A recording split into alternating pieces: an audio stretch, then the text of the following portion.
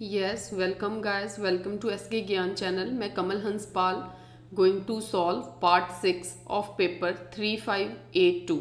तो पिछले पार्ट्स आपको एक प्लेलिस्ट में मिल जाएंगे और ये पूरे 150 क्वेश्चंस का क्विज आपको skcomputercenter.com वेबसाइट पे मिलेगा।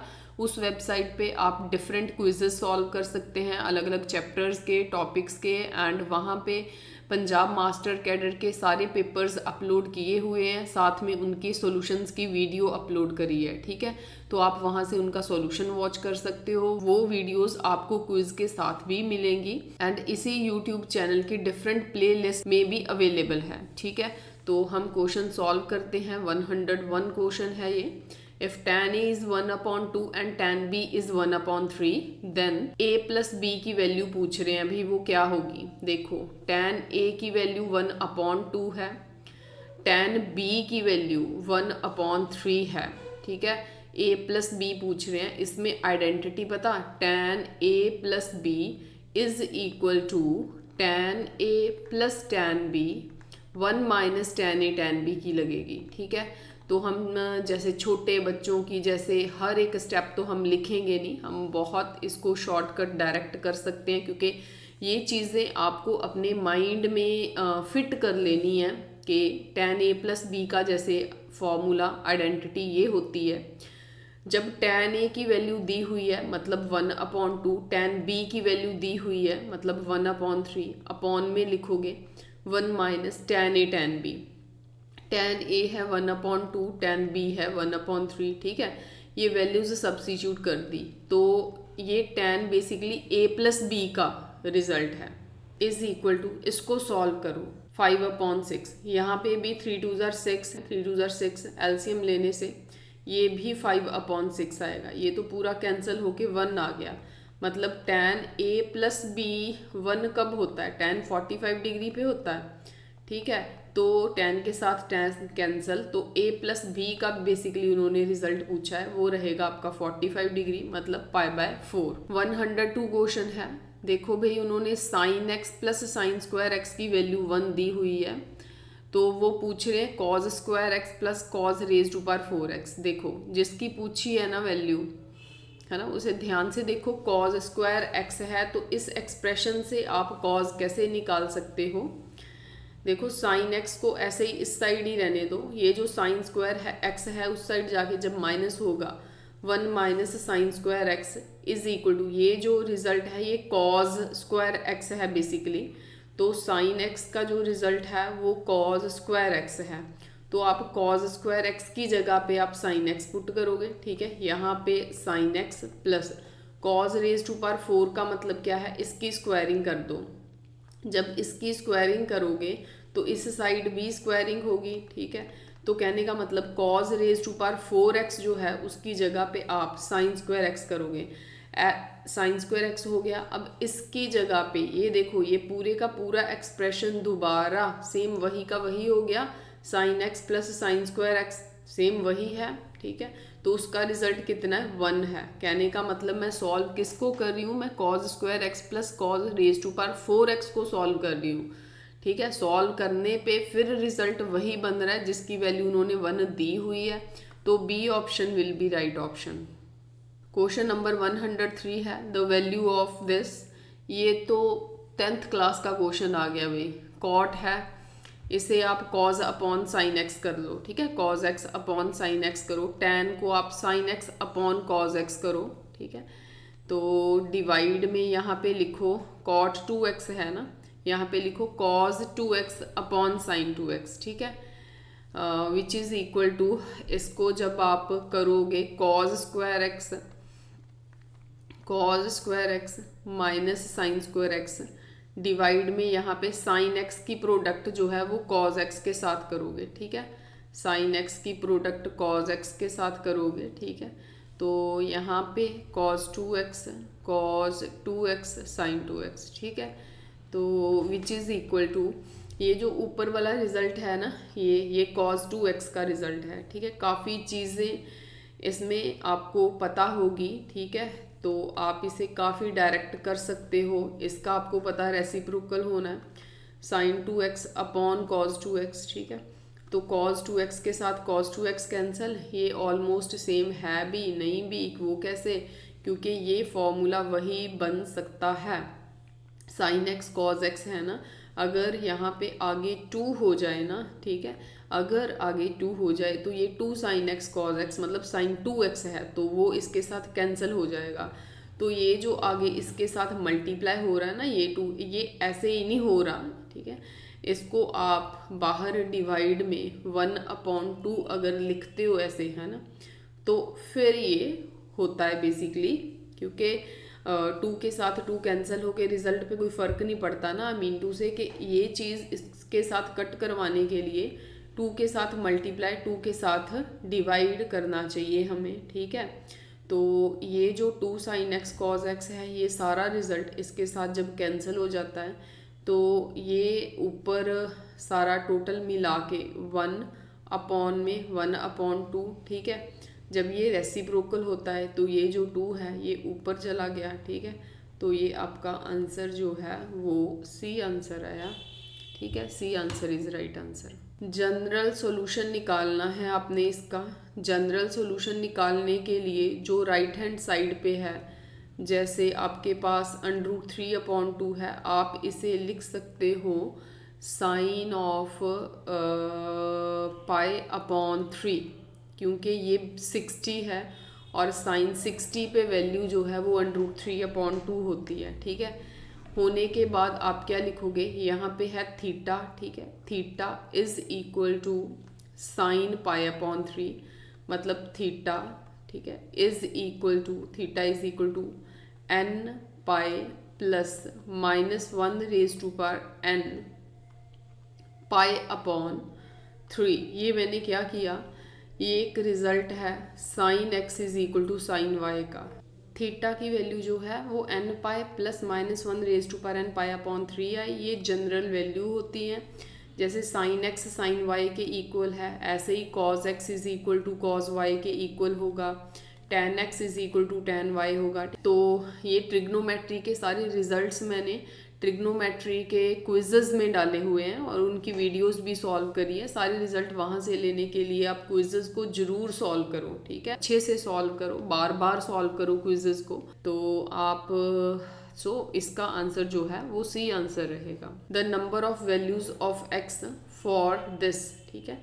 ये हमें एक इक्वेशन दी हुई है, साइन की फॉर्म में है, इसके नंबर ऑफ सॉल्यूशंस निकालने हैं, ठीक है। बेसिकली इसको ना कन्वर्ट कर दिया जाता है, जैसे क्वाड्रेटिक में कन्वर्ट कर सकते हैं हम इसे। वो कैसे, आप साइन एक्स को देखो टी पुट कर दो जहाँ वाई पुट कर दो, ठीक है। चलो वाई पुट करते हैं, तो ये जो आपका एक्सप्रेशन है ये बनेगा 2 साइन स्क्वायर एक्स है मतलब 2y² प्लस 5 साइन एक्स है मतलब y -3 इज इक्वल टू 0, ठीक है।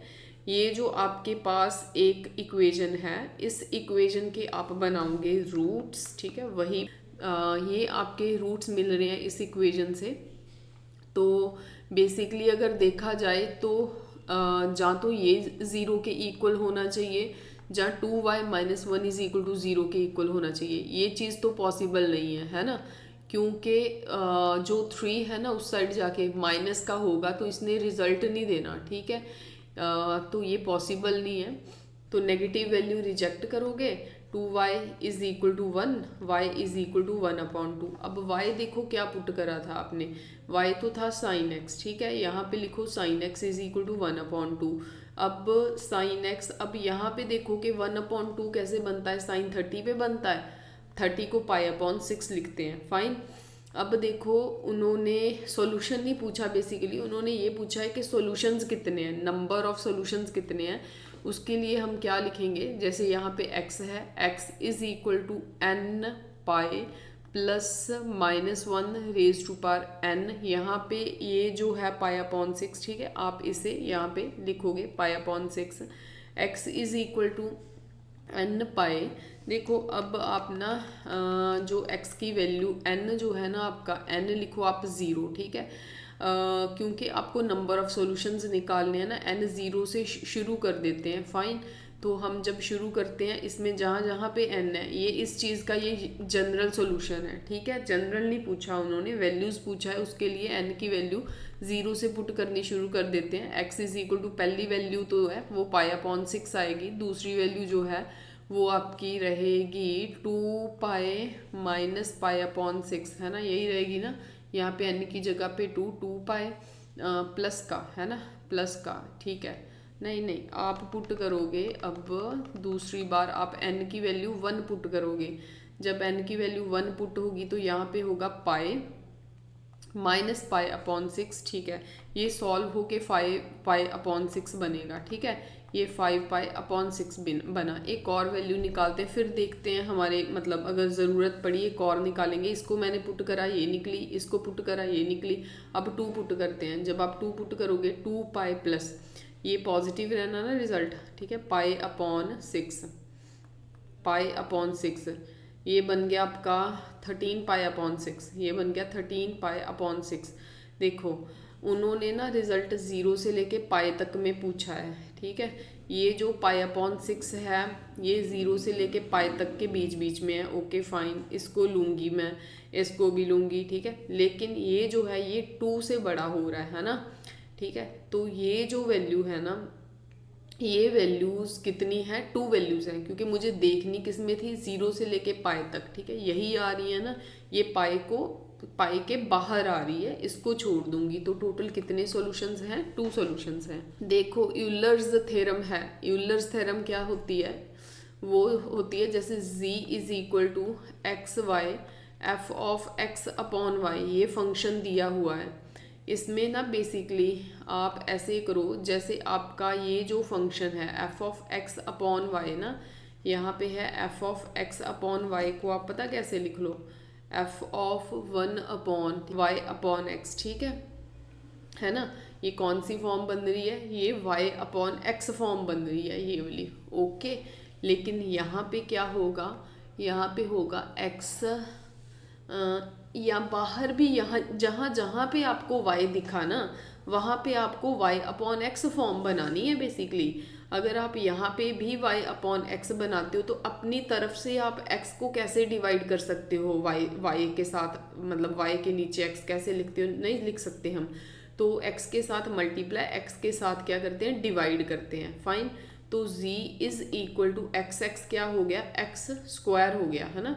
चलो यहाँ पे तो y/x है, यहाँ पे f ऑफ 1/y/x है। फाइन, तो अब ये जो रिजल्ट है ना, ठीक है, क्या होता है, x की जो भी रेज टू पावर होती है, ठीक है, इस फॉर्म में सारे का सारा फंक्शन जो y/x एंड उसके साथ जो x की जो भी रेज टू पावर होती है उसे n बोला जाता है। फाइन, तो जो रिजल्ट होता है वो ऐसे होता है कि जो भी n है, जैसे 2 है ना, n की वैल्यू 2 है, साथ में z आ जाता है, मतलब ये पूरा फंक्शन किसके इक्वल था, z के इक्वल था। ये यूलर्स थ्योरम है।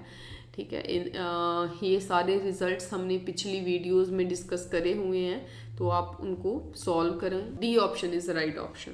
ये क्वेश्चन है, u की वैल्यू उन्होंने दी हुई है e⁻xyz, तो वो करली u अपॉन करली x पूछ रहे हैं। मतलब इस फंक्शन को आप x के साथ डिफरेंशिएट करोगे, इस फंक्शन को आप x के साथ डिफरेंशिएट करोगे, करली अपॉन करली x, e के रेज टू पावर में x y z है। देखो e raise to power x का जो फॉर्मूला होता है वो e raise to power x ही होता है। फाइन, फिर करली अपॉन करली x लिखा जाता है, वो क्या होता है, करली अपॉन करली x होता है। ये जो रेज टू पावर में है ना, क्या है, x y z, उसको। फाइन, मतलब ऐसे ही होता है दोबारा, फिर जिसे बोलते हैं डिफरेंशिएशन करनी। तो e raise to power x y z ऐसे रहा। ये जो करली अपॉन करली x है ये आपका रिजल्ट देगी y z। ठीक है, ये बहुत बेसिक चीज़ें हैं। आपको इन केस किसी चीज़ में, किसी रिज़ल्ट में कोई प्रॉब्लम लगती है तो आप उसे बता सकते हो। ठीक है, ये डी आंसर रहेगा। पार्शियल डेरिवेटिव में जैसे x के रिस्पेक्टिव है, एक्स को कंसिडर करा जाता है वेरिएबल, बाकी सारे कांस्टेंट होते हैं। वाई जी इसमें कांस्टेंट है, ठीक है, ये वाई जी कांस्टेंट है, ठीक है। जैसे हम बोलते होते थे कि कांस्टेंट को बाहर निकालो, तो अंदर बच कौन गया, ये चीज़ बच गई, तो उससे ये चीज़ जो है वो कैंसिल होके 1 बनती है। फाइन, तो आपका डी आंसर रहेगा। 108th क्वेश्चन है, लिमिट है एक्स वाई अप्रोचेस टू 0 0, ठीक है। Limit x y approaches to 0 0, तो 2x वाई स्क्वायर अपॉन में x square y raise to power 4। तो इसको पूछ रहे हैं, अच्छा इसमें पता क्या करते हैं, इसमें जो छोटी पावर वाला है जैसे x है उसको हम पुट करेंगे वाई स्क्वायर एम एक्स को, ठीक है। x की जगह पे हम वाई स्क्वायर एम करेंगे, 2x की जगह पे आप वाई स्क्वायर एम करोगे, साथ में यहाँ पे वाई स्क्वायर होगा, डिवाइड में यहाँ पे एक्स स्क्वायर है, यहाँ पे देखो एक्स स्क्वायर है, एक्स स्क्वायर मतलब इसके ऊपर एक्स के ऊपर जो है वो स्क्वायर आएगा, इसके ऊपर स्क्वायर आएगा तो इसके ऊपर भी स्क्वायर आएगा, है ना, क्योंकि मुझे एक्स स्क्वायर की वैल्यू पुट करनी है ना। नीचे यहाँ पे प्लस होगा, हाँ यहाँ पे प्लस है, ठीक है, यहाँ पे प्लस डालो, तो एक्स स्क्वायर की जगह पे क्या होना, वाई के रेज टू पावर में 4, ठीक है, एम में स्क्वायर, और प्लस डाल के प्लस डाला, वाई रेज टू पावर 4 हो गया, which is equal to y raise to power 4, y square क्या हो गया, वाई रेज टू पावर 4 हो गया, 2m y raise to power 4 upon में यहाँ पे y4 दोनों में से कॉमन निकालो, ठीक है, ब्रैकेट में आ गया m स्क्वायर प्लस 1, ठीक है, y raise to power 4 y raise to power 4 cancel हो गया, 2m अपॉन में m स्क्वायर प्लस 1। तो ये आपका m जो है वो कोई भी नंबर हो सकता है, ये बहुत सारी वैल्यूज़ ले सकता है, ठीक है, m की कोई भी वैल्यू हो सकती है, तो इसलिए इसका कोई एक सॉल्यूशन ना होने की वजह से हम इसे बोलेंगे डज नॉट एग्जिस्ट। जब भी रिजल्ट आपका m की फॉर्म में ऐसे बचेगा, m ख़त्म नहीं होगा, ठीक है, तो हम लिखेंगे कि m बहुत सारी वैल्यूज़ ले सकता है, इसलिए इसके बहुत सारे रिजल्ट्स आएंगे, ठीक है। जब ऐसा होता है कि बहुत सारे रिजल्ट्स आते हैं एक ही फंक्शन के, उसे बोलते हैं कि वो एग्जिस्ट नहीं करता। क्वेश्चन नंबर 109 है, f(x) and f(y) both are differentiable at a point a b of the domain of definition of a function f, then x y a b is। ये कौन सी थ्योरम है भाई, ये यंग्स थ्योरम है, ठीक है, आप इसकी स्टेटमेंट को याद करो, ठीक है, ये यंग थ्योरम की स्टेटमेंट है। क्वेश्चन नंबर 110 है, for the function f of x y upon में एक्स स्क्वायर वाई स्क्वायर, ये जो रिजल्ट दिया हुआ है, फर्स्ट में लिखा है x y not equal to 0, second में लिखा है एक्स वाई 0, तो 4 ऑप्शन में f of x f of y exist not exist, ये वो पूछा है उन्होंने। कहने का मतलब एफ ऑफ एक्स निकालना बता देते हैं हम आपको, एफ ऑफ वाई बता देते हैं कैसे निकलना है, ठीक है। तो अगर तो दोनों के रिजल्ट्स मतलब कुछ कांस्टेंट आए, इन्फिनिटी नहीं बने, है ना, जैसे एफ ऑफ एक्स का रिजल्ट सपोज करो इन्फिनिटी बनता है, हम बोलेंगे एग्जिस्ट नहीं करता। अगर सपोज करो कोई फाइनाइट नंबर आता है जैसे 1 2 वगैरह कोई आता है, हम बोलेंगे वो एग्जिस्ट करता है। आई बात समझ में? सेम चीज़ वाई के केस में होगी। फाइन, ठीक है। तो जो फंक्शंस एक बार एग्जिस्ट कर जाते हैं, एग्जिस्ट का मतलब है मतलब इन्फिनिटी नहीं बनते, सेपरेट, यहाँ पे सिर्फ एक्स लिखा, जो आपने पिछले इसके जैसा ही एक क्वेश्चन करा है ना, अभी मैं आपको बताती हूँ, ये वाला क्वेश्चन, इसमें एक्स वाई की लिमिट इकट्ठी 0 0 को पुट कर रहे थे, ठीक है, इकट्ठी एक्स वाई इकट्ठा है 0 0 को पुट कर रहे थे, उसको ऐसे इस फॉर्म में पुट करा जाता है, ठीक है। लेकिन अगर एफ ऑफ एक्स ऐसे पैर में है तो कहने का मतलब, तो इसका जो रिजल्ट है वो होता है, जैसे अगर यहाँ पे एक्स है, अगर इसके पैर में एक्स है तो यहाँ पे लिखोगे आप फंक्शन, के बाद यहाँ पे लिखोगे देखो 0 0 में निकालना है, 0 0 पे आप लिखोगे 0 + h, ठीक है, जो भी यहाँ पे होगा, जैसे 0 है ना यहाँ पे, आप लिखोगे 0 + h, ओके, कॉमा डालोगे, एक्स का है इसलिए वाई में कोई वेरिएशन नहीं होगी, वाई ऐसे रहेगा, माइनस होगा, ठीक है। एफ ऑफ यही जो भी पॉइंट पे है 0 0 पे है, एफ ऑफ 0 0। तो डिवाइड में यहाँ पे जो है h माइनस 0 लिखा जाता है, ठीक है। h माइनस 0 कैसे, ये जो है इन दोनों का डिफरेंस, ये पॉइंट एंड ये पॉइंट का डिफरेंस करोगे तो ऑब्वियस है h बन रहा है। तो अब आपको ये जो पॉइंट है कौन सा, ठीक है, ये बना f ऑफ h0, ठीक है, माइनस एफ ऑफ 0 0। इसकी आपको सब्स्टिट्यूशन करनी होती है इसमें, क्योंकि ये एफ ऑफ एक्स वाई ये दिया हुआ ना, तो x की जगह पे h पुट करो, ठीक है, और y की जगह पे 0, यहाँ पे भी x की जगह पे h पुट करो, y की जगह पे 0, तो ये सारा रिजल्ट क्या बनना है, तो ये सारा रिजल्ट क्या बनना है 0। कहने का मतलब इस रिजल्ट की जगह पे तो 0 आ गया, माइनस फिर 0 0, x की जगह पे 0, y की जगह पे 0, जब पुट करोगे फिर रिजल्ट आ गया 0, डिवाइड में कुछ मर्जी हो रिजल्ट क्या रहना है 0। Fine, it means F of x तो एग्जिस्ट कर गया, इन्होंने कहा पहली ऑप्शन में डज नॉट एग्जिस्ट, छोड़ दो, फिर ये भी छोड़ दो, क्योंकि हम इसको निकाल के भी देख लेते हैं। इसको कैसे लिखोगे आप, एफ ऑफ वाई, ये डिफरेंशिएबल होता है, एफ ऑफ एक्स जो है ये डिफरेंशिएशन निकाल रहे हैं, फर्स्ट डेरिवेटिव जिसे बोलते हैं वो निकाल रहे हैं, ठीक है। तो यहाँ पे एफ ऑफ 0 0 पे निकालना है, एक्स में कोई वेरिएशन नहीं करनी, क्योंकि डेरिवेबल जो है वो y का है यहाँ पे, ठीक है, डेरिवेटिव y का है, सो दैट्स वाई इसको आप ऐसे रखोगे, जो y है उसमें आप लिखोगे 0 प्लस वाई, वो 0 प्लस के, ठीक है, वो भी क्यों, क्योंकि y है सेकंड पॉइंट पे होगा।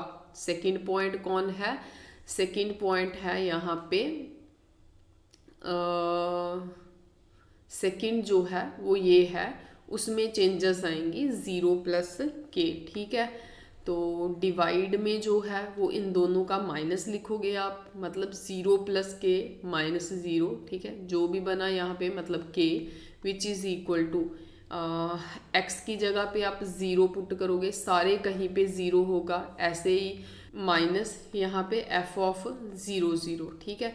तो डिवाइड में के, which is equal to x, ये जो है यहाँ पे x की जगह पे 0, y की जगह पे k, ठीक है, x की जगह पे 0, y की जगह पे k पुट करो, सारा रिजल्ट क्या बनना 0, माइनस x की जगह पे 0, y की जगह पे 0, x की जगह पे 0, सारा रिजल्ट क्या बन गया 0, अपॉन में क्या हो गया k, रिजल्ट क्या हो गया 0। कहने का मतलब इसका रिजल्ट भी 0 है, इसका रिजल्ट भी 0 है, ठीक है, ऊपर वाले का भी 0, नीचे वाले का भी 0, मतलब एग्जिस्ट तो कर रहा है ना, यस एग्जिस्ट कर रहा है, तो ये सी ऑप्शन रहेगी, ठीक है। एक और बात बताएं, जो एग्जिस्ट करता है ना वो कॉन्टीन्यूअस होता है, ये भी कॉन्टीन्यूअस है, ये भी कॉन्टीन्यूअस है, लेकिन यहाँ पे एफ ऑफ एक्स वाई इस फॉर्म में पूछा, अगर ऐसे होता है f of x f of y continuous होता है ना, ठीक है, तब वो ऑप्शन करेक्ट होनी थी। अभी तो हम सी ऑप्शन के साथ जाएंगे।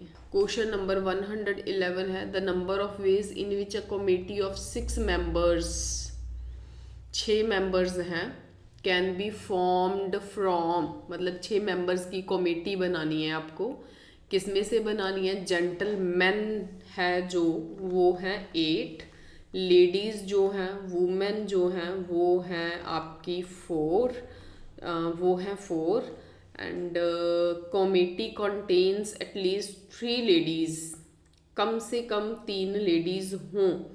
इट मीन्स ये जो कॉम्बिनेशन है, परमुटेशन तो नहीं है, ये कॉम्बिनेशन है, क्योंकि ग्रुप में से उठाना है, कम से कम 3 लेडीज़ हों, तो लिखो यहाँ पे 3। अगली बार 4 लेडीज़ भी हो सकती हैं, यस लिखो 4, 5 हो सकती हैं नहीं, क्योंकि वुमेन है ही कितनी 4, फाइन, 4 से ज़्यादा नहीं हो सकती, ठीक है। अब कॉम्बिनेशन में यहाँ पे 3 डाला आपने, किस लिए डाला, क्योंकि वुमेन 3 आपने सेलेक्ट करनी कितने में से हैं, 4 में से, यहाँ पे लिखोगे आप 4C3, फाइन। अब मेन है 8, यहाँ पे लिखोगे 8, अब मेन कितने सिलेक्ट करने, लेडीज़ तो 3 सिलेक्ट हो गई, ठीक है, तो मेन भी आप 3 ही करोगे। रीज़न ये है क्योंकि आपको टोटल कितने बंदे सिलेक्ट करने थे, 6। आई बात समझ में? टोटल, क्योंकि उन्होंने कहा कमेटी ऑफ 6 मेंबर्स, तो 6 सिलेक्ट करने थे। 3 लेडीज़ तो मैंने पहले फिक्स कर दी, तो ऑब्वियस है मेन कितने होंगे, 3 होंगे। अगले केस में फिर वही कि ये जो 4 आपने सिलेक्ट करा, किस में से करा, लेडीज़ में से, वो कितनी है, 4। यहाँ पे लिखोगे 4 में से सिलेक्ट करा। अब बाकी रह गए मेन, जितने मेन रह गए वो कितने में से सिलेक्ट करने, 8 में से, वो लिखोगे 8C2, ठीक है, विच इज़ इक्वल टू, देखो ये कॉम्बिनेशन का रिजल्ट होता है जब यहाँ पे एक का ही डिफरेंस है, एक का इन द सेंस यहाँ पे 4C3 है, फाइन, दोनों में डिफरेंस 1 का हो, जो बड़े वाला होता है वो इसका रिजल्ट होता है। आप बेशक कॉम्बिनेशन लगा के देख लो। इसको सॉल्व करते हैं 8C3 को, ये रहेगा आपका 3 2 1। आप इसे सॉल्व करके देख लो, ठीक है, यही बनेगा। इसका प्लस का साइन है। 4C4 का मतलब क्या है, 4C4 का मतलब है 1 बनना। जब ऊपर एंड नीचे दोनों सेम हो तो वो 1 बनता है। 8C2 का मतलब है यहाँ पे होगा 8 7, नीचे आएगा 2 × 1, ठीक है। इसको सॉल्व करो, ये मल्टीप्लाई हो रहा है, ये मल्टीप्लाई हो रहा है, सॉल्व करो, ये रहेगा 3 2 6, इसके साथ कैंसिल, ठीक है। इसको सॉल्व करके 2 2 4 आएगा, प्लस 7 8 ये कैंसिल होके 4, यहाँ पे 28, 252 रिजल्ट आ रहा है। A answer is right answer. Out of letters of word Calcutta, number of different words formed, कितने डिफरेंट वर्ड्स बनेंगे। देखो टोटल काउंट करो, 1 2 3 4 5 6 7 8 फैक्टोरियल लिखो अपॉन में जो रेपिटिशन में है, जैसे सी रेपिटिशन में है, ठीक है, ए रेपिटिशन में है, टी रेपिटिशन में है, इसको सॉल्व कर लो। ऊपर वाले को आप सॉल्व करोगे 8 7 6 5 4 3 2 1 अपॉन में यहाँ पे 2 × 2 × 2, 2 2 4 2 8, इसके साथ कैंसिल। ऊपर वालों को मल्टीप्लाई करो, ऊपर वालों को मल्टीप्लाई करो, it will be 5040। In an examination a student has to answer 4 question out of 6 में से 4 का आंसर देना है, ठीक है। क्वेश्चन 1 और 2 आर कंपल्सरी, अभी ऐसे मत लिखो, ऐसे लिखो 4 का आंसर देना है 6 में से, ठीक है। क्वेश्चन 1 और 2 आर कंपल्सरी, क्वेश्चन नंबर 1 और 2 कंपल्सरी हैं। The number of ways in which students can make the choice is, it means अगर 2 क्वेश्चंस कंपल्सरी हैं, ठीक है, तो आप ऐसे ही करो, जो कंपल्सरी है ना, मतलब उनका आंसर वो तो करने ही करने हैं, ठीक है। तो फिर नंबर ऑफ वेज जो बच गए उनके आएंगे नंबर ऑफ वेज, ठीक है, जो बच गए उनके आएंगे नंबर ऑफ वेज। वो कैसे होंगे, देखो एक इंक्लूड एक्सक्लूड वाली प्रॉब्लम होती है। इंक्लूड में क्या करते हैं, मतलब 1 और 2 इंक्लूडेड है, इट मीन्स करने ही करने हैं। तो जो कॉम्बिनेशन होता वैसे 6C4 बनना ना, लेकिन अगर ये इंक्लूडेड है तो ऊपर में से 2 माइनस किया जाता है, 4 बनता है, नीचे से भी माइनस किया जाता है, नीचे से भी माइनस किया जाता है, वो 2 बनता है, ठीक है। तो इसका जो रिजल्ट है ऊपर 4 3, ठीक है, 2 आएगा, है ना, तो नीचे जो है वो 2 1 2, मतलब ये कैंसिल होके 3 2 6, मतलब B answer is right answer. Among 14 players, total जो प्लेयर्स हैं, टोटल प्लेयर्स हैं वो 14 हैं। 5 आर बॉलर्स, टोटल 14 हैं। बॉलर्स जो हैं वो 5 हैं। In how many ways can a team of 11 में बी फॉर्म्ड, 11 की टीम बनानी है, कम से कम 4 बॉलर्स हों। अभी जैसे पिछले अपने करी है, कम से कम 4 बॉलर हों, टोटल बॉलर्स 5 हैं, 5C4, अगली बार 5C5, मतलब मैक्सिमम 5, ठीक है। टोटल प्लेयर्स 14 हैं, बॉलर्स निकाल दो, 9 बचे। नेक्स्ट 9C, टोटल मतलब जो है 14 बन रहे हैं ना, 9 + 5 14, लेकिन आपने सिलेक्ट कितने करने, 11, मतलब 7, है ना, क्योंकि 4 तो बॉलर्स कर लिए, टोटल 11 होने चाहिए। ये देखो 11 होने चाहिए, तो कहने का मतलब 9 में से अब आपको कितने सेलेक्ट करने हैं, 7। ऐसे ही यहाँ पे 9 में से आपको कितने सेलेक्ट करने हैं, 6। Fine.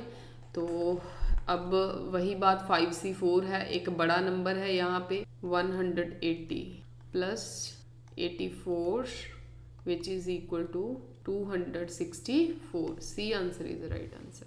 The factoring of any integer n into primes is unique apart from the order of prime factors. ये फंडामेंटल थ्योरम ऑफ अलजेब्रा है, जब प्राइम नंबर थ्योरम तो नहीं है, चाइनीज रिमाइंडर भी ये नहीं कहते। इन दोनों में से जहाँ तो अलजेब्रा है जहाँ अर्थमेटिक्स है। जो भी प्राइम नंबर्स होते हैं ना, किसी भी कॉम्पोजिट नंबर के जब हम फैक्टर्स बनाते हैं तो उसके जो प्राइम नंबर्स होते हैं वो यूनिक हैं। ये कौन सी थ्योरम कहती है, तो ये अर्थमेटिक्स है, फंडामेंटल थ्योरम ऑफ अर्थमेटिक्स है ये, ठीक है। ए ऑप्शन नहीं है। A and B are positive integers such that HCF of AB is 1। ठीक है, ए बी कोई भी पॉजिटिव इंटीजर्स हैं और उनका HCF 1 है। कोई भी कंसिडर कर लो, 2 नंबर 4, 5 कंसिडर कर लो जिनका HCF 1 है, तो वो HCF पूछ रहे हैं उनके प्लस का एंड माइनस। 5 + 4 कितने हो गए, 9। ठीक है, और इन दोनों को जब आप माइनस करोगे क्या होता है, 1 जा -1। ठीक है, तो उनका HCF क्या रहेगा, 1। कोई और सिचुएशन सोच लो, जैसे आप 5 के साथ 7 सोच लो। ठीक है, तो इनका HCF 1 है, इन दोनों को प्लस करा। ठीक है, इन दोनों को प्लस किया, ये 12 बन रहा है और माइनस करने पे 2 बन रहा है ना।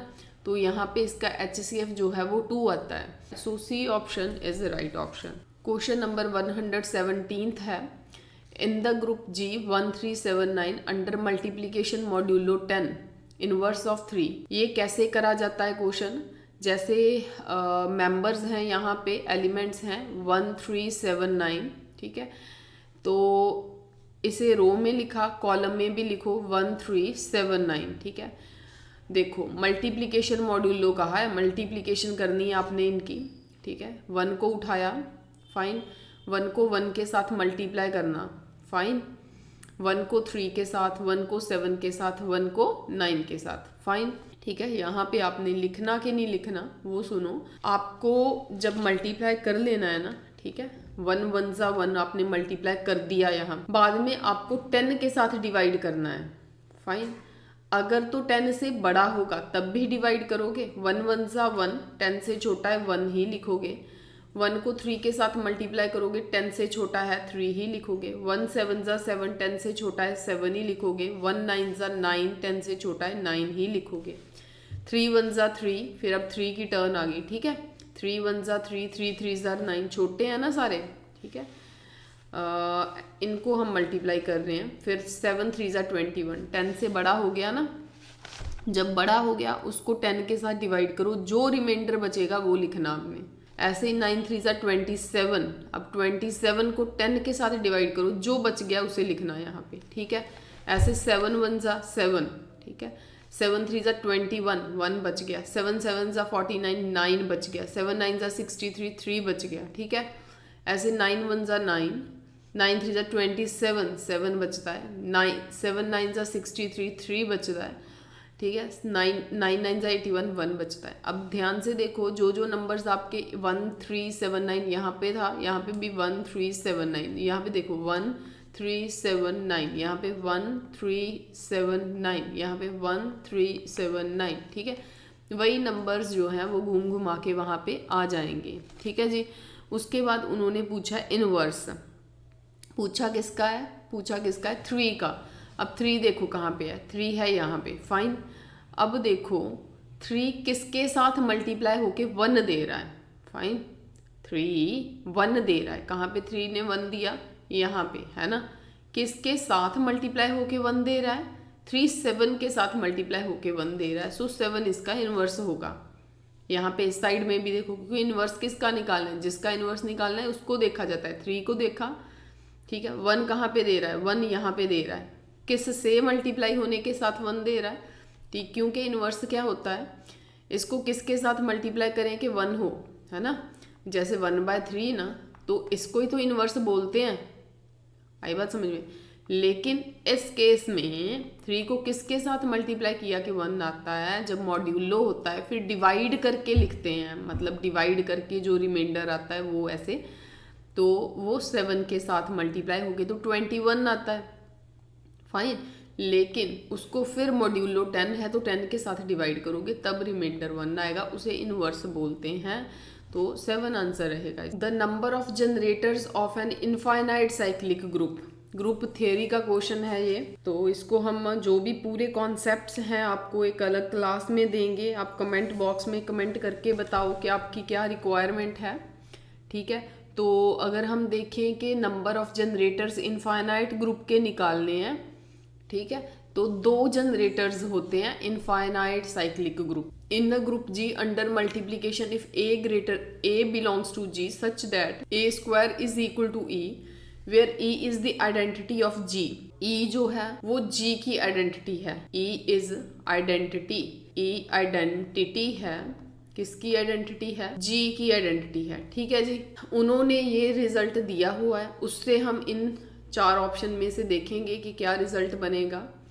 देखो A² है यहाँ पे E के इक्वल, दोनों साइड आप A इनवर्स अप्लाई कर दो, यहाँ पे भी, ठीक है। जब यहाँ पे अप्लाई करोगे A² A इनवर्स है तो आपके पास क्या बनेगा A, ठीक है, इज इक्वल टू यहाँ पे क्या बनेगा A inverse, A is equal to A inverse, fine. तो वो आपका रिजल्ट रहेगा D result. If G is a group with order of G is equal to P²। Order of G क्या है, ऑर्डर ऑफ G है P², P is a prime number. Then G is a cyclic, G cyclic है, G abelian है, G neither cyclic nor abelian है, G both cyclic एबिलियन है। ये property होती है, जब भी ऑर्डर ऑफ G P² होगा तो जो G है वो आपका एबिलियन होगा। Which one of the following statement is false, कौन सी स्टेटमेंट फॉल्स है इसमें से। Every field is a principal ideal domain, yes ये होता है। Every Euclidean domain is principal ideal domain, yes होता है ये। In a commutative ring without unity every maximal ideal is prime, no ये नहीं होता। मैक्सिमल आइडल प्राइम आइडल नहीं होता। Every principal ideal domain is unique factorization theorem. एक memory tip है FEPUI, आप इसे कैसे भी याद कर सकते हो, कोई भी मेमोरी टिप बना के आप इस मेमोरी टिप को ऐसे याद कर सकते हो, फ्रेंड, इलू, पहेली, उलझी, इतनी। तो ये एक मेमोरी टिप है। F का मतलब है हर एक फील्ड जो है वो यूक्लिडियन डोमेन होगा, फिर ये जो है वो प्रिंसिपल आइडल डोमेन होगा, ये यूनिक फैक्टराइजेशन थ्योरम होगा। F फॉर फील्ड है, हर एक फील्ड जो है वो यूक्लिडियन डोमेन होगा, यस ठीक है। हर एक यूक्लिडियन डोमेन जो है वो प्रिंसिपल आइडल डोमेन होगा, हर एक प्रिंसिपल आइडल डोमेन है, हर एक यूनिक फैक्टराइजेशन डोमेन होगा। हर एक यूनिक फैक्टराइजेशन डोमेन जो है वो इंटेग्रल डोमेन होगा, ठीक है। पिछले वाले जितने भी है, ये जो F है वो E है, एज वेल एज जो F है वो P भी होगा, U भी होगा, I भी होगा, EP भी होगा, U भी होगा, I भी होगा, ठीक है। ऐसे करके जो पिछले वाले सारे हैं वो नेक्स्ट के को फॉलो करेंगे। या जैसे यहाँ पे उन्होंने कहा every field is principal ideal domain, field कहाँ पे है, फील्ड यहाँ पे है, क्या वो प्रिंसिपल आइडल डोमेन है, यस ये पॉसिबल है ना, इसलिए मैंने इसको कहा ये यस पॉसिबल है। Euclidean domain principal ideal domain, ये रहा यूक्लिडियन आइडल डोमेन, यस अगले वाले को वो फॉलो करता है, यस ये भी है, ये भी ट्रू है। In a commutative ring without unity every maximal ideal is prime ideal, इसमें कुछ दिया नहीं हुआ, मैक्सिमल आइडल प्राइम आइडल का नहीं है इसमें, इसको फिलहाल छोड़ दो। अगला देखो every prime ideal domain is unique, principal ideal domain कहाँ पे है, ये है, ठीक है, वो यूनिक, यस ये होगा, ये है ना। कहने का मतलब ये भी ट्रू है। तो वैसे तो इसका मेमोरी टिप इसमें बन नहीं रहा, ये अलग रिजल्ट होता है, तो ऑब्वियस है 3 ट्रू हैं, तो ये क्या होगा, ये गलत है, इसके रिजल्ट्स भी आपको कराए जाएंगे, ठीक है। सी आंसर जो इसका रॉन्ग आंसर है। जो डिवीजन रिंग होती है वो सिंपल रिंग होती है। The maximum number of real roots of the equation x raised to 2n - 1 is equal to 0 as 2, इसके मैक्सिमम रियल रूट्स 2 है। Question number 24, using bisection method the interval in which the real roots of the equation lies as, ठीक है। इसके जो roots हैं वो किस में लाई करेंगे, जैसे अगर आप इसको फिल करते हो एंड इसको फिल करते हो, एक पे अगर पॉजिटिव आता है दूसरे पे नेगेटिव आता है तो उस इंटरवल में रूट लाई करेंगे। ये आपका एक आपके पास पॉलिनोमियल है, तो इसमें आप 1 को पुट करो। जैसे आप 1 को पुट करते हो तो ये आपका 1 माइनस का 2, ठीक है, प्लस का 1 माइनस 1, तो ये आपका 2 हो गया, 2 के साथ 2 कैंसिल, इसका रिजल्ट जो है वो माइनस आता है। 0 को पुट करें तब भी -1 आता है। नेगेटिव नेगेटिव में रूट लाए नहीं करेगा, इसको छोड़ दो। 1 को पुट करो सब में, ठीक है, 1 + 2 -1, तो ये आपका +1 दे रहा है। तो नेक्स्ट अगर 2 पुट करूँ, x⁴ पुट करा, 2 × 2 = 4, 4 × 16, यहाँ पे 16, यहाँ पे 16 माइनस, यहाँ पे 2 - 1, ये भी पॉजिटिव दे रहा है। सॉल्व करो, ये भी पॉजिटिव देगा, तो रूट्स इसमें भी लाई नहीं करेंगे। नेक्स्ट देखो, 2 में अभी आपने पुट करा, 2 में पुट करके पॉजिटिव निकला है। 3 में पुट करते हैं, 3 में भी पॉजिटिव निकलेगा। यस, मैंने चेक कर लिया अपने माइंड में, आप चेक कर लेना। यहाँ पे 0 1 पुट करो, 0 पुट करने पे नेगेटिव है, 1 यहाँ पे आपने कहीं पे पुट करा था, यहाँ पे पुट करा था, ये उसका पॉजिटिव है। इट मीन्स नेगेटिव पॉजिटिव जब आएंगे उसमें रूट्स लाई करते हैं, वो डी आंसर रहेगा। cos of x + h minus cos of x, ठीक है। जो पहले वाला होता है उसमें h इंक्रीज करा जाता है, दूसरे वाला जो है वो cos x ऐसे का ऐसे रहता है, ठीक है। ये जो डेल्टा है ये चेंज का सिंबल होता है, दैट्स वाई चेंज के लिए मैंने यहाँ पे माइनस डाला है, ठीक है। cos c - cos d का फॉर्मूला जो रहता है वो रहेगा -2 sin c + d। c है x + h, d है यहाँ पे x, ठीक है, डिवाइड में 2, साइन दोनों में minus, x + h - x upon में 2 विच इज़ इक्वल टू -2, ठीक है।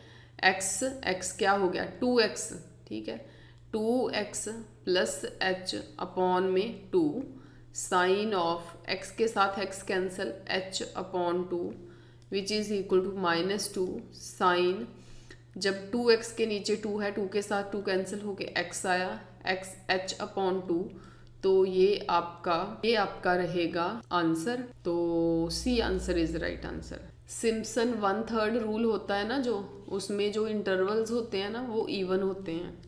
रंगा कुट्टा मेथड किसको सॉल्व करने के लिए यूज़ किया जाता है भाई? ऑर्डिनरी डिफरेंशियल इक्वेशन को। A B C are different integers such that greatest common divisor GCD जिसे बोलते हैं ए बी का सी है, ए बी का जो जीसीडी है वो सी है, तो क्या सी डिवाइड करेगा ए को? यस करेगा, बिल्कुल। सी डिवाइड करेगा बी को? करेगा। इन्होंने क्या पूछा है? ए डिवाइड सी? नहीं, ए थोड़ी डी को सी को डिवाइड करेगा, सी डिवाइड्स ए होगा। सी डिवाइड्स बी? यस ये ओके है। बी डिवाइड्स ए? नहीं, ठीक है। कौन सा रिजल्ट रहेगा आप सोच के देख लो, कोई एग्जांपल लेके देख लो। जैसे कुछ भी नंबर्स ले लो आप, 4 8 ले लो, ठीक है, और उसका रिजल्ट 2 आया। ये ए है, ये बी है, ये सी है, तो यहाँ पे सी डिवाइड्स बी है। सी जो है वो बी को डिवाइड करता है ना। अगर सी बी को डिवाइड करता है, फर्स्ट ऑप्शन को देखें, ए डिवाइड सी, 4 जो है वो सी को डिवाइड करता है? नहीं, सी 4 को करता है, सी ए को करता है, सी ए को करेगा, सी बी को करेगा, ठीक है जी। ये जो नंबर है ये छोटा नंबर होता है इन दोनों का, ठीक है। तो ये जो नंबर है इन दोनों को डिवाइड करेगा, सी डिवाइड्स बी।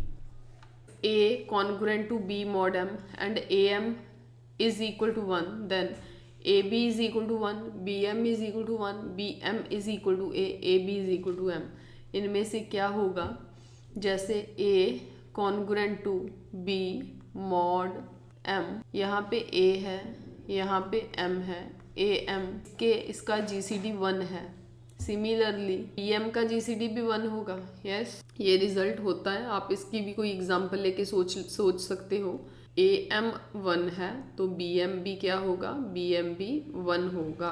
ठीक है, BMB 1 होगा। 130th question, if A and B are natural numbers such that A² minus B² is a prime number, then A² minus B² जो है वो एक प्राइम नंबर है। ठीक है, मतलब आप यहाँ पे कुछ A एंड B को कुछ कंसिडर करो, उनका रिजल्ट जो है वो प्राइम नंबर आना चाहिए। कुछ ले लो, लाइक A को आप ले लो 5 का स्क्वायर 25 माइनस 2 and 1 ले लूँ, चलो 2 and 1 लेती हूँ, 2 का स्क्वायर 1 का स्क्वायर, 2 2 ज़ार 4 माइनस 1, यस ये A है ये B है। ठीक है, A एंड B आ गया। अब बनाना आपको बेसिकली क्या था, बनाना आपको प्राइम नंबर था। ठीक है, अब इन दोनों का प्लस A प्लस B, ठीक है, नेक्स्ट वो पूछ रहे हैं आपको कि जो भी इनका आया माइनस करके आपका, है ना, ठीक है, अगर वो प्राइम नंबर है तो कहता वो 1 के इक्वल है। नहीं, ज़रूरी तो नहीं है 1 के इक्वल होना, मेरा तो 3 आया, इसको छोड़ो। कहता A² माइनस B² उसके प्लस के इक्वल है, ये चेक कर लेते हैं। A² B² जो है, तो यहाँ पे A की वैल्यू 2 है, B की वैल्यू जो है वो 1 है, इनका प्लस करो, A प्लस B इनका प्लस करो, A की जगह पे 2 B की जगह पे 1, आंसर कितना आया 3 आया। ठीक है, तो कहने का मतलब उन दो नंबर्स का प्लस करके आ रहा है। यहाँ पे मैंने वो दो नंबर्स लेने थे जो रिजल्ट प्राइम देते थे। ठीक है, दैट्स वाई 2 1 पे फिट हो रहा था, मैंने 2 1 लिया। Question number 131, the negative of proposition if 2 is prime then 3 is odd. 2 prime 3 odd हो, इसका नेगेटिव क्या होगा? 2 इज नॉट प्राइम, ये ठीक है, पहली लाइन 2 इज प्राइम, यहाँ पे लिखा 2 is not prime, 2 is not prime, 2 is not prime, then 3 is odd, then 3 is not odd, then 3 is odd, then 3 is odd. ये C D रिजल्ट नहीं रहेंगे, B रिजल्ट। सो 131 का B आएगा। For the series A plus D, A plus 2D, A plus 2ND है यहाँ पे भाई 2ND। Standard deviation क्या रहेगा इसका? स्टैंडर्ड डेविएशन का रिजल्ट रहता है C रिजल्ट है इसका। ठीक है, ये एक रिजल्ट है, इसको याद रखो आप। इस क्वेश्चन में है, in a moderately skewed distribution the value of mean and median are 5 and 6। Mean की वैल्यू जो है वो 5 है, मीडियन की वैल्यू जो है वो 6 है।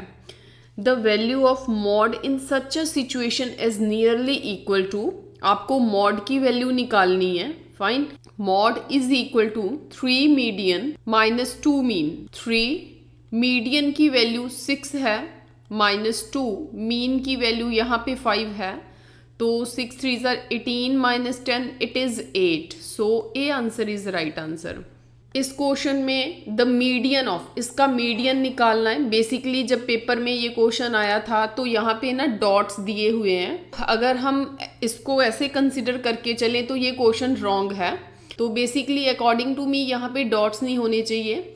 तो अगर जो यहाँ पे डाटा दिया है अगर मैं उसका मीडियन निकालूं तो सबसे पहले डाटा को, अगर इसको मैं इग्नोर करूं, डाटा को सबसे पहले असेंडिंग ऑर्डर में कन्वर्ट करते हैं।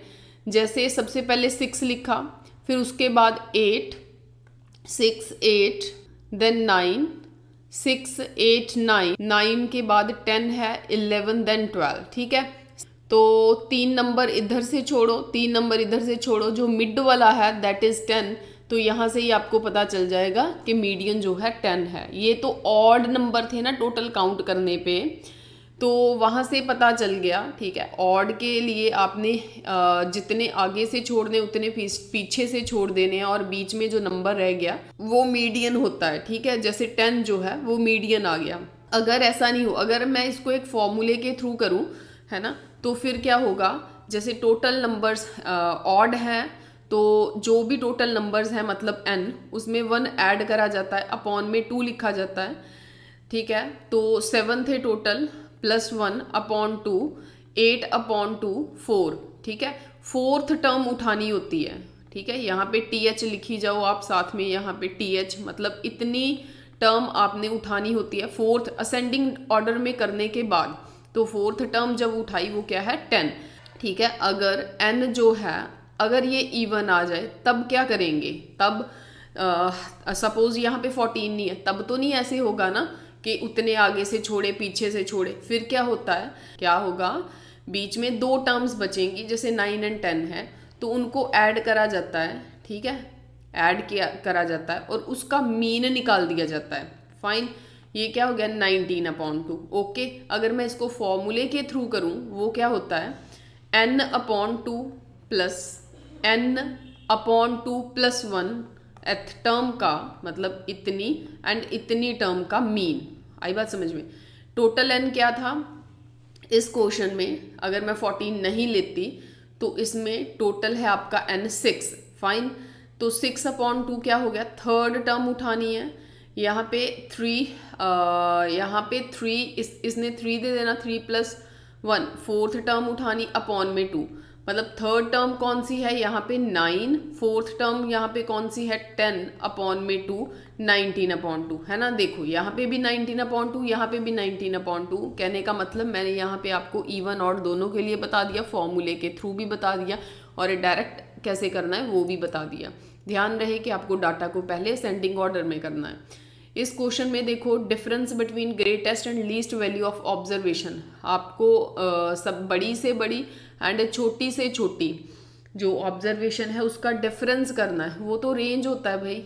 इफ आर इज को रिलेशन देन, मतलब ये को रिलेशन के क्वेश्चंस हैं, उसमें जो आर की वैल्यू है वो हमेशा -1 से लेके 1 के बीच बीच में आती है, तो सी आंसर। क्योंकि इसका जो रिजल्ट होता है ना मॉडुलस में << 1, उसका मतलब होता है जो। नेक्स्ट जो है 137, अ बैग कंटेन्स 5 ब्लैक बॉल्स। एक बैग में जो ब्लैक बॉल्स हैं, ठीक है, वो 5 हैं, ब्लैक बॉल्स जो हैं वो 5 हैं। 4 वाइट बॉल्स, जो वाइट बॉल्स हैं वो 4 हैं, एंड 3 रेड बॉल्स, जो रेड बॉल्स हैं वो 3 हैं। If a ball is selected random wise, इनमें से एक बॉल उठानी है, क्या, find the probability that it is a black और अ रेड बॉल। ठीक है, ब्लैक के लिए जैसे और के लिए यहाँ पे और था, सो दैट्स वाई मैंने बीच में प्लस का साइन डाल दिया। तो ब्लैक बॉल्स जो हैं वो 5 हैं, टोटल जो हैं वो 12 हैं, तो 5/12।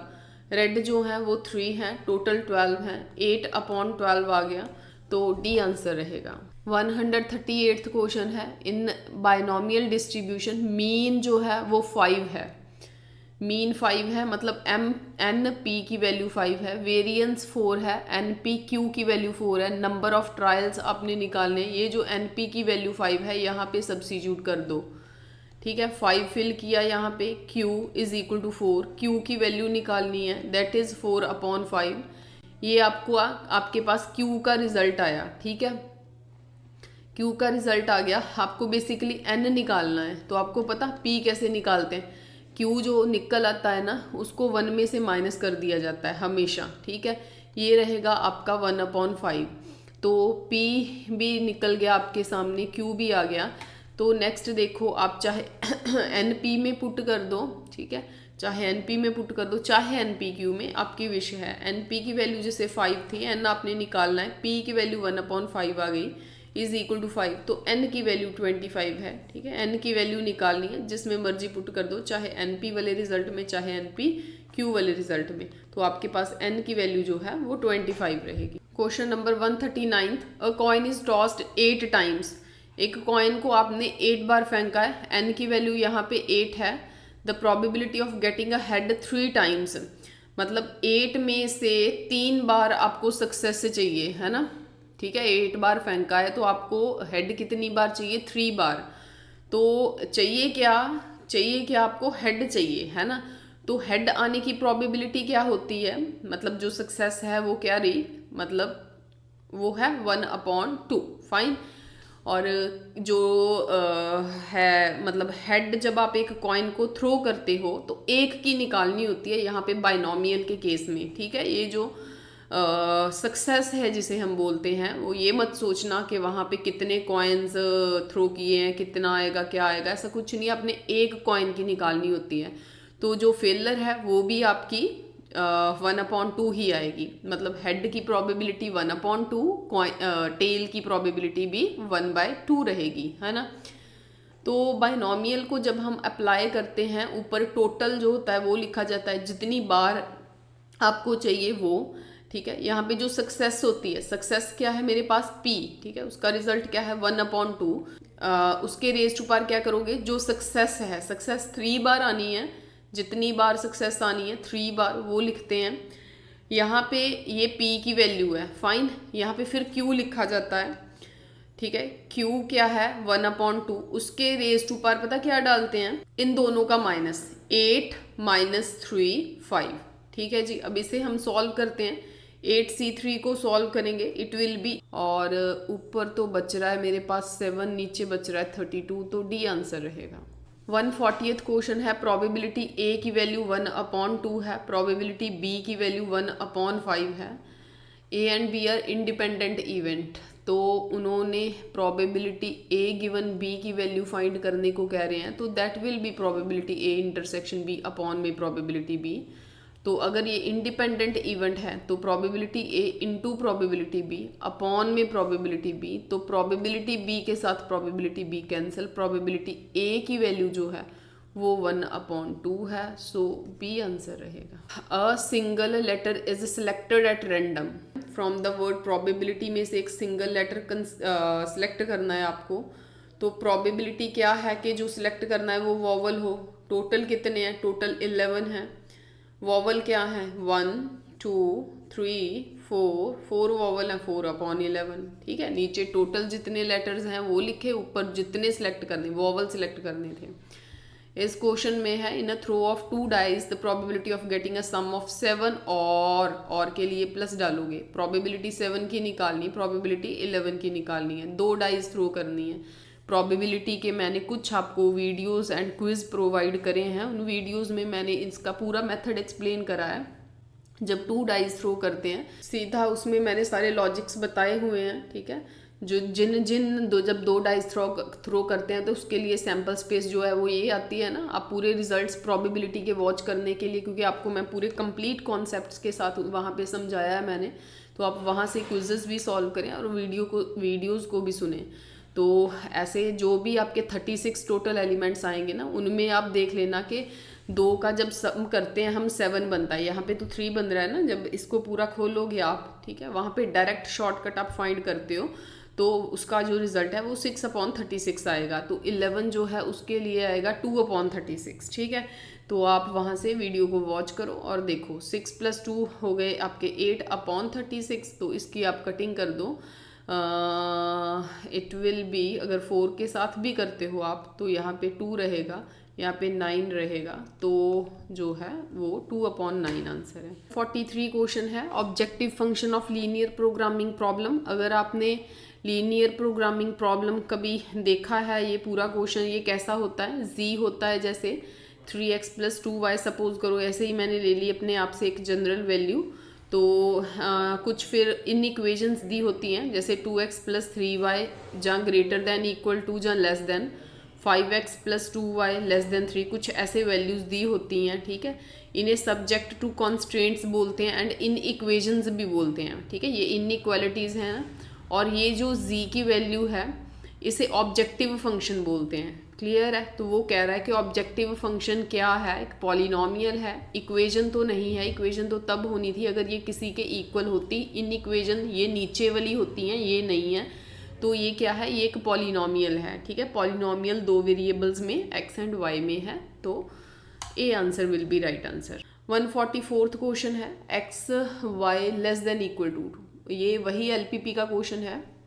इसको जब हम ग्राफ में उतारेंगे तो आपको पता है x + y < 2 वाली चीज़ जब हम इसका ग्राफ बनाते हैं तो उसको इज इक्वल टू, मतलब उसकी इक्वालिटी कंसिडर करी जाती है, उसका ग्राफ बनेगा। आप सबको पता होगा कि इसका ग्राफ जो है वो ये बनने वाला है। जिनको नहीं पता वो सुन लो, एक बार आपने x की वैल्यू 0 पुट करनी है, y की वैल्यू 2 आएगी, अगली बार आपने y की वैल्यू 0 पुट करनी है, x की वैल्यू 2 आएगी। जब इसको आपने यहाँ पे देखा, एक्सिस पे देखा, x की वैल्यू 0, y की वैल्यू 2,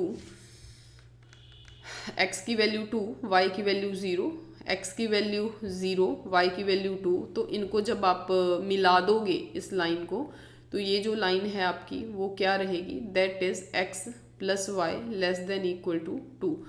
तो the point at which maximum value of 3x plus 2y is attained, वो मैक्सिमम वैल्यू निकालें, ठीक है, वो मैक्सिमम वैल्यू निकालें जिस पे ये जो 3x प्लस 2y है ना, अब जो पिछले क्वेश्चन में आपने सॉल्व किया ना, इसमें gxy पता क्या है, वो 3x प्लस 2y है।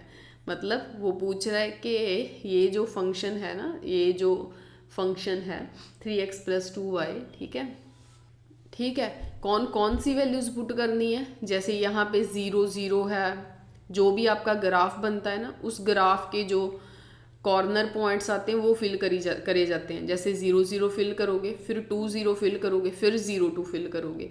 इन 3 वैल्यूज़ को z में पुट करा जाता है। जैसे x में पुट करोगे, जैसे इसमें z में पुट करोगे फर्स्ट वाले सेट को, तो आपको 0 रिजल्ट मिलेगा z का, ठीक है। अगले में पुट करोगे, x की जगह पे 2 पुट करोगे, y की जगह पे 0 होगा, तो z का आंसर 6 मिलेगा। अगले में x की जगह पे 0, मतलब 3 0 के साथ मल्टीप्लाई होके 0, और y के साथ 2 मल्टीप्लाई होके 4, तो मैक्सिमम वैल्यू जो है वो 6 दे रहा है। तो वो कहता है जो वो 6 वैल्यू मैक्सिमम वैल्यू आ रही है वो कौन से पॉइंट पे आ रही है, वो 2 0 पॉइंट पे आ रही है। मतलब क्या फिल किया तो जो वैल्यू है वो मैक्सिमम मिलेगी। उन्होंने मैक्सिमम वैल्यू नहीं पूछा, वो भी पूछ सकते थे, वो ये कह रहे हैं कि मैक्सिमम वैल्यू कौन से पॉइंट पे रहेगी। Particle is in equilibrium under 3 forces, ठीक है, एक पार्टिकल है, 3 फोर्सेस उस पर लग रही हैं, वो इक्विलिब्रियम में है।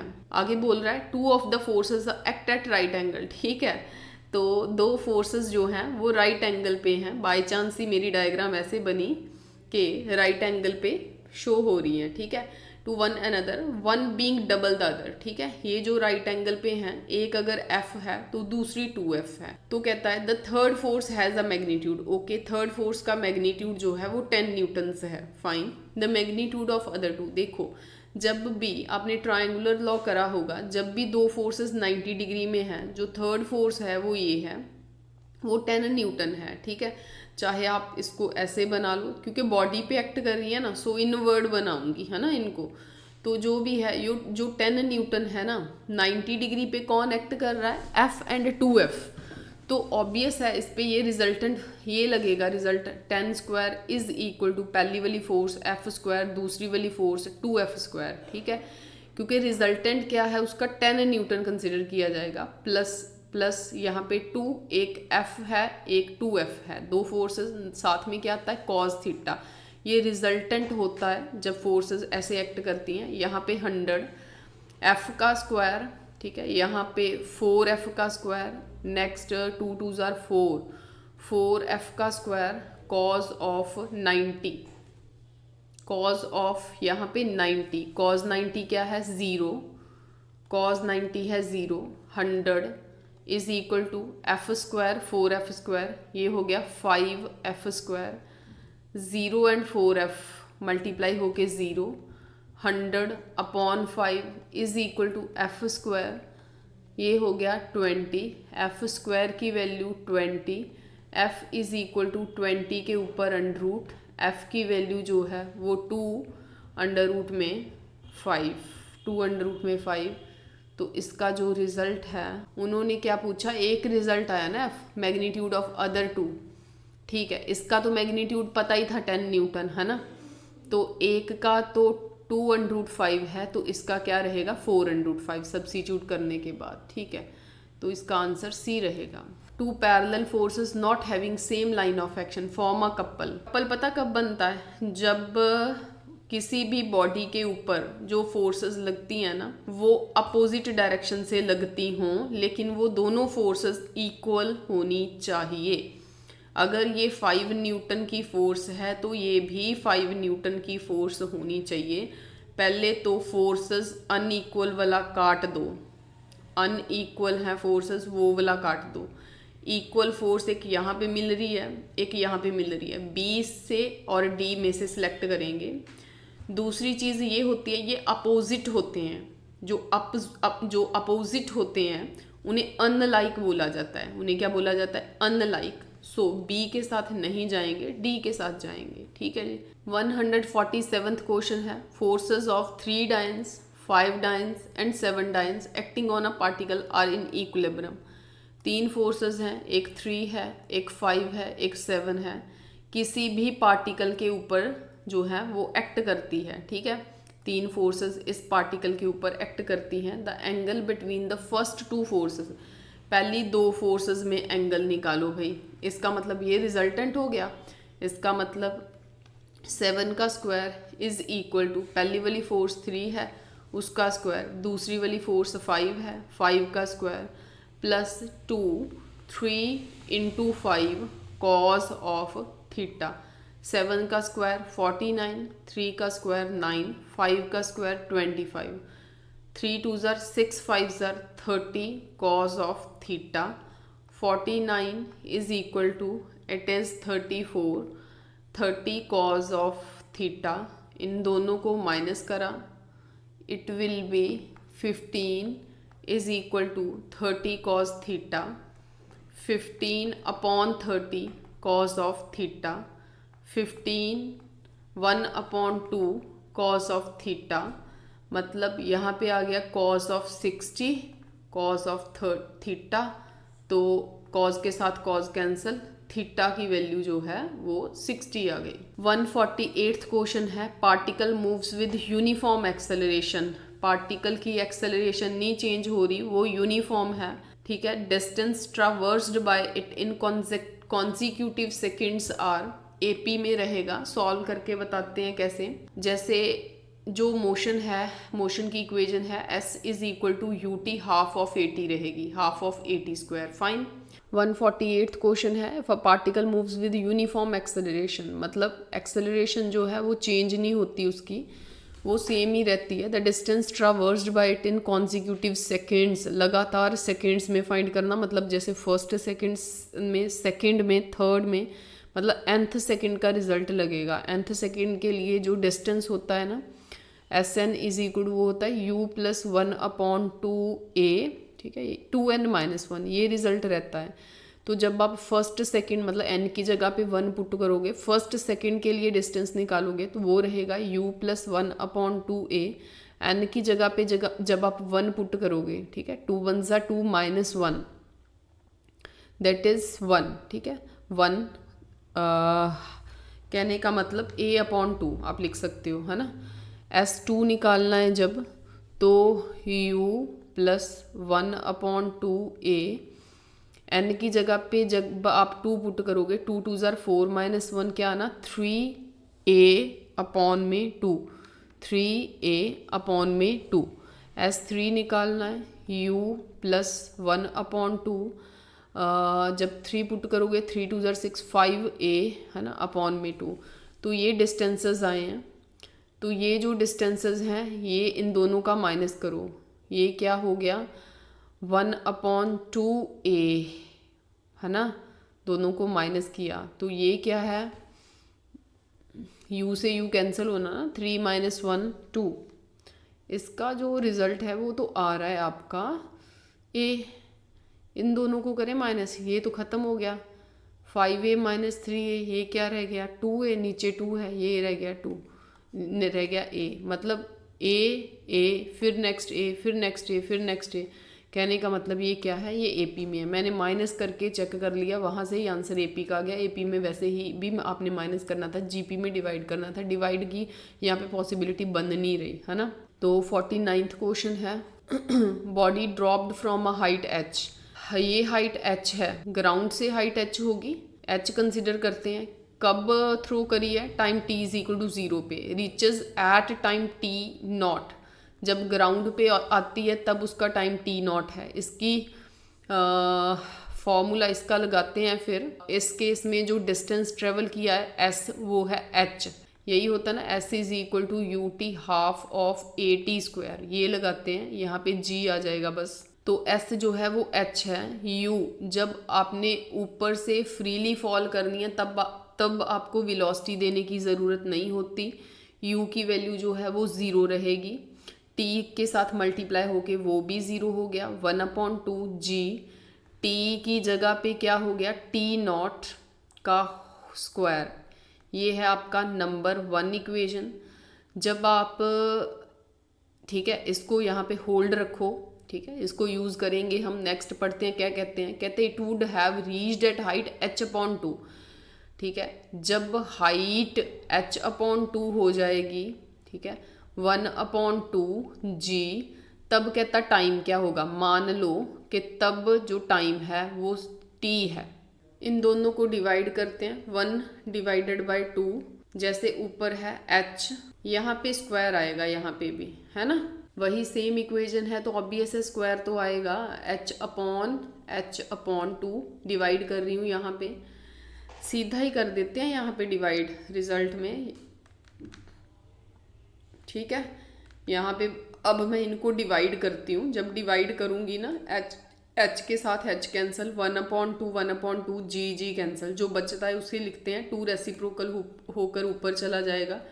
टी नॉट का स्क्वायर है अपॉन टी का स्क्वायर है, आपको वैल्यू नीचे वाले टी की निकालनी है तो उसको उस साइड ले जाओ। T square is equal to t naught का स्क्वायर, 2 डिवाइड में आ जाएगा। अब ये जो स्क्वायर है वो इधर आएगा, √149 का बी आंसर रहेगा। Question number 150th, if the greatest height attained by a particle in 1/4 of its range on horizontal plane, then angle of projection is. जो ग्रेटेस्ट हाइट है वो कहते हैं 1/4 मतलब 1/4 है ऑफ इट्स हॉरिजॉन्टल रेंज। तो जो h की वैल्यू है वो रहेगी आपके पास u² sin² theta upon 2g which is equal to 1/4। Range की वैल्यू रहेगी u² sin2 थीटा अपॉन में g, ठीक है। तो g के साथ g कैंसिल हो गया, u² के साथ u² कैंसिल हो गया, ठीक है। तो sin² थीटा है वो रहेगा 2 sin theta cos theta upon में 2 is equal to 1/4। sin2 theta का रहेगा 2 sin थीटा cos थीटा, ठीक है, 2 sin theta cos theta. sin² theta का मतलब है sine theta into sine theta upon में 2 बच रहा है which is equal to 1/4। sin2 theta का मतलब यहाँ पे 2 sin थीटा कॉस थीटा रहेगा। यहाँ पे एक साइन थीटा के साथ कैंसिल होगा, ये 2 इधर से उधर जाके 4 बनेगा और वो इसके साथ कैंसिल होगा। tan थीटा जो है वो 1 रहेगा और थीटा की वैल्यू π/4 रहेगी, ठीक है। तो ये आपका कंप्लीट पेपर 13582 कंप्लीट है, ठीक है। Thanks for watching till the end. अगर आपको कंटेंट अच्छा लगा हो तो मेरी वीडियो को शेयर करें, लाइक करें, सब्सक्राइब करें। Thank you.